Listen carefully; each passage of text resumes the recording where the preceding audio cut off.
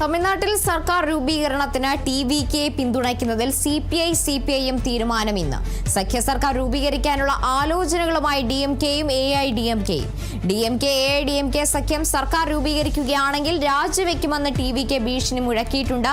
അതിനിടെ ഗവർണറുടെ നീക്കത്തിനെതിരെ ലോക്ഭവന് മുന്നിൽ ടി.വി.കെയുടെ പ്രതിഷേധം. ആന്റണി ജോർജ് വിവരങ്ങളുമായി. ആന്റണി, എന്തായാലും ടി.വി.കെയുടെ സത്യപ്രതിജ്ഞ അനിശ്ചിതത്വത്തിലായ സാഹചര്യത്തിൽ എന്താണ് ഇനി തമിഴ്നാട് രാഷ്ട്രീയം? തീർച്ചയായും തമിഴ്നാട്ടിൽ ഇപ്പോൾ തിരക്കിട്ട ചർച്ചകൾ തുടരുകയാണ്. അത് ടി.വി.കെയിലാണെങ്കിലും ശരി, അതുപോലെ തന്നെ മറ്റ് ഈ ചെറിയ പാർട്ടികൾ CPM, CPI, VCK, അതുപോലെ തന്നെ AIDMK, DMK, അങ്ങനെ വിവിധ തലങ്ങളിലുള്ള ചർച്ചകൾ തുടർന്നുകൊണ്ടിരിക്കുകയാണ്. ടി.വി.കെക്ക് മുന്നിലുള്ള ഏറ്റവും വലിയ പ്രതിസന്ധി നമുക്കറിയാവുന്നതുപോലെ 118 MLA-മാരുടെ പിന്തുണ, അതാണ് കേവല ഭൂരിപക്ഷത്തിന് വേണ്ടത്. ഇന്നലെ വിജയ് ഗവർണർ രാജേന്ദ്ര അർലേക്കറെ കണ്ട് സർക്കാർ രൂപീകരിക്കാനുള്ള അവകാശവാദം ഉന്നയിച്ചപ്പോൾ ഗവർണർ പറഞ്ഞത് ഇപ്പോഴുള്ള പിന്തുണ പോരാ, കൂടുതൽ ആളുകൾ ആ 118 എന്ന നിലയിൽ തന്നെ പിന്തുണയുണ്ടെങ്കിലേ സർക്കാർ രൂപീകരിക്കാൻ അനുവദിക്കൂ എന്നുള്ള നിലപാടാണ്. ആ നിലപാടിൽ തന്നെ ഇപ്പോൾ ഗവർണർ ഉറച്ചു നിൽക്കുകയും ചെയ്യുകയാണ്. അതിന്റെ അടിസ്ഥാനത്തിൽ ഇപ്പോൾ കൂടുതൽ പേരുടെ പിന്തുണ വിജയ് തേടുകയും ചെയ്യുന്നുണ്ട്. അതിൽ ഇനി പ്രധാനപ്പെട്ടത് ഈ DMKയുടെ സഖ്യകക്ഷികളായിട്ടുള്ള CPIM, CPI, VCK എന്നിവരുടെ പിന്തുണയാണ് വേണ്ടത്.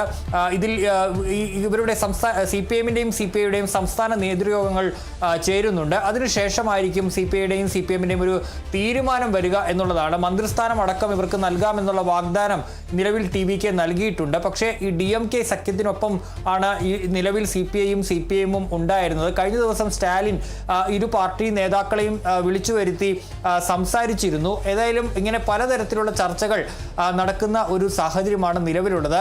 ഇപ്പോൾ വേറൊരു കാര്യം നടക്കുന്നത് എന്ന് പറഞ്ഞാൽ ഈ DMKയും AIDMKയും നമുക്കറിയാവുന്ന പോലെ ഇരുവരും ബദ്ധശത്രുക്കളാണ്. പക്ഷേ വിജയ് വരുന്നത് തടയാനായി ഈ AIDMKയും DMKയും തമ്മിൽ ഒരു സഖ്യ സർക്കാരിനുള്ള നീക്കം നടക്കുന്നുണ്ട്. അതിനുള്ള ചർച്ചകൾ ഒരു തരത്തിൽ നടക്കുന്നുണ്ട്. അതേസമയം DMKയുടെ ചില നേതാക്കൾ അത് തള്ളുന്നുണ്ട്. സ്റ്റാലിൻ അടക്കം ഇന്നലെ അക്കാര്യം തള്ളുകയും ചെയ്തിട്ടുണ്ട്. പക്ഷേ DMKയിൽ ഒരു വിഭാഗവും അതുപോലെ തന്നെ AIDMKയിലും ഇതിനു വേണ്ടിയുള്ള ഒരു ആവശ്യം ശക്തമാണ്. പക്ഷേ DMK ഇക്കാര്യത്തിൽ മുന്നോട്ട് വയ്ക്കുന്നത് BJP-യുമായുള്ള ബന്ധം ഉപേക്ഷിക്കണം എന്നുള്ള ഒരു കാര്യമാണ്. ഏതായാലും ഏതെങ്കിലും തരത്തിൽ ഈ AIDMKയും DMKയും ഒരുമിച്ച് ചേർന്ന് ഒരു സഖ്യ സർക്കാർ ഉണ്ടാക്കുന്ന സാഹചര്യം ഉണ്ടായാൽ സ്വാഭാവികമായും ഈ AIDMKയെ വിശ്വസിക്കാൻ കഴിയില്ല എന്നുള്ള നിലപാടിലാണ് CPI-യും CPI-യും ഉള്ളത്. നമുക്കറിയാവുന്ന പോലെ അവർ BJP സഖ്യത്തിനൊപ്പം നിൽക്കുന്നവരാണ്. അങ്ങനെ വന്നു കഴിഞ്ഞാൽ അത് സർക്കാരിനെ സംബന്ധിച്ച് വലിയ ഈ ഇടത് പാർട്ടികളെ സംബന്ധിച്ച് വലിയ തിരിച്ചടിയാകും. ഈ BJP-യുടെ ഒപ്പം നിൽക്കുന്ന ഒരു സഖ്യത്തിലേക്ക് പോയി എന്നുള്ളൊരു പേര് വരും. അതുകൊണ്ട് തന്നെ ഒരു തീരുമാനത്തിലേക്ക് നീങ്ങാനുള്ളൊരു ശ്രമമാണ് അവർ നടത്തിക്കൊണ്ടിരിക്കുന്നത്. മറ്റൊരു ഭീഷണി ഇപ്പോൾ ടി.വി.കെയുടെ ഭാഗത്ത് നിന്ന് വരുന്നത് ഇത്തരത്തിൽ AIDMKയും DMKയും സഖ്യ സർക്കാർ രൂപീകരിച്ചാൽ 108 MLA-മാരും ടി.വി.കെയുടെ 108 MLA-മാരും രാജി സമർപ്പിക്കും എന്നുള്ള ഒരു കാര്യവും കൂടി ഇപ്പോൾ അറിയിച്ചിട്ടുണ്ട്. അങ്ങനെയെങ്കിൽ സ്വാഭാവികമായ ഒരു ഉപതെരഞ്ഞെടുപ്പിലേക്ക് സംസ്ഥാനം പോകേണ്ട സാഹചര്യം ഉണ്ടാകും. അത് മാത്രമല്ല ഇപ്പോൾ ഈ ഗവർണറുടെ നിലപാടിനെതിരെ കോടതിയെ സമീപിക്കാനുള്ള ഒരു നീക്കവും കൂടി ടി.വി.കെയുടെ ഭാഗത്ത് നിന്ന് ഉണ്ടായിട്ടുണ്ട്. ഏതായാലും തിരക്കിട്ട ചർച്ചകൾ തുടരുകയാണ്. ടി.വി.കെ തന്നെ സർക്കാർ രൂപീകരണത്തിനുള്ള ശ്രമമാണ് നടക്കുന്നത്. ഏതായാലും ഗവർണറുടെ നിലപാടിനെതിരെ സംസ്ഥാന വ്യാപകമായി വലിയ പ്രതിഷേധം ടി.വി.കെ പ്രവർത്തകരുടെ ഭാഗത്ത് നിന്ന് ഉണ്ടാകുന്നുണ്ട്. നേരത്തെ ലോക്ഭവനിൽ മുന്നിൽ ടി.വി.കെ പ്രവർത്തകർ പ്രതിഷേധിച്ചിരുന്നു. അവരെ പിന്നീട് പോലീസ് അറസ്റ്റ് ചെയ്ത് നീക്കുകയാണ് ചെയ്തത്. അങ്ങനെ ഗവർണർക്കെതിരെ ഒരു തരത്തിൽ ടി.വി.കെയുടെ സംസ്ഥാന വ്യാപകമായ പ്രതിഷേധം നടക്കുന്നു. ടി.വി.കെ കൂടുതൽ ഈ ചെറുകക്ഷികളുടെ CPIM, CPI, VCK അടക്കമുള്ള പാർട്ടികളുടെ പിന്തുണ നേടാനുള്ള ശ്രമം തുടരുന്നു. അതേസമയം ഒരു സൈഡിൽ DMKയും AIDMKയും തമ്മിലുള്ള ചർച്ചകൾ പുരോഗമിക്കുകയും ചെയ്യുന്നുണ്ട് എന്നുള്ളതാണ്. അതേസമയം DMKയുടെ വക്താവടക്കം ഈ കാര്യം തള്ളിക്കളയുന്നുണ്ട്. അത്തരത്തിൽ ഒരു സഖ്യ സർക്കാരിന് നീക്കമില്ല, അല്ലെങ്കിൽ അതിന് ഈ AIDMK തങ്ങളുടെ ഏറ്റവും വലിയ ശത്രുവാണ്, ബദ്ധശത്രുവാണ്. ആ ശത്രുവുമായി ചേർന്നൊരു സർക്കാർ ഉണ്ടാക്കാൻ താല്പര്യമില്ല എന്നുള്ളത് DMK നേതാവ് തമ്പിദുരൈ അല്പസമയം മുമ്പ് പറഞ്ഞിരുന്നു. പക്ഷേ അങ്ങനെയല്ല, ഒരു ചെറിയ നീക്കം ഒരു ഭാഗത്തുകൂടി നടക്കുന്നുണ്ട് എന്ന് തന്നെയാണ് മനസ്സിലാക്കാൻ കഴിയുന്നത്. കാരണം വിജയ് അധികാരത്തിൽ വരുന്നത് തടയാം എന്നുള്ള ഒരു നീക്കം DMKയ്ക്കുള്ളിൽ ഒരു വിഭാഗത്തിന് ഉണ്ട് എന്നുള്ളതാണ്. ഇന്നലെ MK സ്റ്റാലിൻ വ്യക്തമാക്കിയിരുന്നത് വിജയ് സർക്കാർ രൂപീകരിക്കട്ടെ, മറ്റൊരു ശ്രമത്തിലും DMK ഇല്ല എന്നുള്ള കാര്യമാണ്.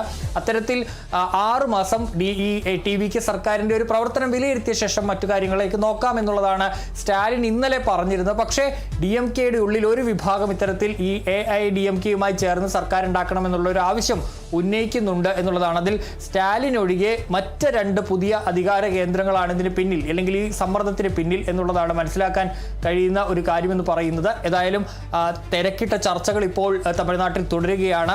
എന്താകും ഇതിന്റെ ക്ലൈമാക്സ് എന്നുള്ളത് പ്രവചിക്കാൻ കഴിയാത്തൊരു നിലയിൽ തന്നെയാണ് ഉള്ളത്. ഏതെങ്കിലും തരത്തിൽ ഇടതു പാർട്ടികളുടെ പിന്തുണ ലഭിച്ചാൽ വിജയ്ക്ക് മുന്നിലേക്ക് കൂടുതൽ പിന്തുണ കിട്ടും. ഇപ്പോൾ 108 അതുപോലെ തന്നെ കോൺഗ്രസിന്റെ 5 പേരുടെയും പിന്തുണയാണ് TVK-ക്ക് ഉള്ളത്. ഇനിയും 118ലേക്ക് എത്താൻ പിന്തുണ ആവശ്യമാണ്. അതിന് ഈ ചെറുകക്ഷികളാണ് TVK, CPIM-നും CPI-ക്കും 2 വീതം MLA-മാരുണ്ട്, VCK-ക്കും 2 MLA-മാരുണ്ട്. അങ്ങനെയെങ്കിൽ 6 പേരുടെ കൂടി പിന്തുണ ലഭിക്കും എന്നുള്ളതാണ് പ്രതീക്ഷിക്കുന്നത്. ഏതായാലും വിജയ് ഇതിനുള്ള ചർച്ചകൾ TVK തുടർന്നുകൊണ്ടിരിക്കുന്നു. അതേസമയം ഒരു സൈഡിൽ AIDMK-യും DMK-യും തമ്മിലുള്ള ചർച്ചകളും പുരോഗമിച്ചുകൊണ്ടിരിക്കുകയാണ്. ശരി, ആന്റണി ജിസ് ജോർജ് ആണ് വിവരങ്ങൾ നൽകിയത്.